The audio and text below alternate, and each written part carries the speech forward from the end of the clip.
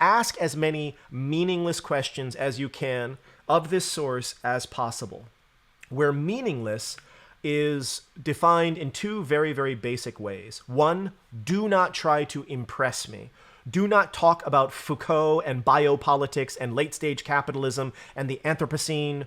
Don't try to strut your stuff. I already assume you're smart. Don't try to impress anyone around you with your intelligence. Instead, allow yourself to ask, give yourself the permission to ask a question that just occurs to you. Why is the font size for 280 so much larger than the font size for total fat or total carbohydrate? Why are some things bolded and some things not bolded? Why is the trans in trans fat italicized? Saturated fat is 4.5 grams, trans fat is 0. 4.5 plus 0 does not equal 9 grams. What are the fats that are not included in this label? What do the colors mean? Who decided that 1 cup is a serving size? Etc., etc., etc. None of these are attempting to be impressive questions. And none of them are trying to make meaning out of the source. So some people ask, why do Chris and I refer to them as meaningless questions? Happy to field that, when we get to a bit more of the Q&A, and I'll be monitoring the various platforms we're streaming and recording to. So what did this look like? What were some of the questions, some of the meaningless questions that you actually asked? I see at least 3 of the competitors. Actually, no, my gosh, there are probably 7 of the competitors are in the audience right now. Very cool. Ben, hey, Hrant, hey, Daniel, hey, Jen, hey, awesome. So what were some of the questions that you asked in this competition, this fun raffle?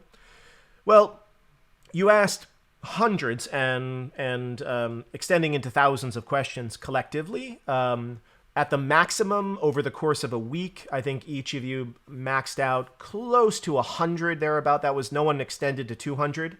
But collectively, there were over 800 questions posed, distinct questions posed about this FDA nutrition label. How big must this label be to be approved for usage? How do you determine how many calories are in a food? How would a nutrition facts label in binary or hexadecimal or some other base be used, and how would one use these alternatives? Is low too low?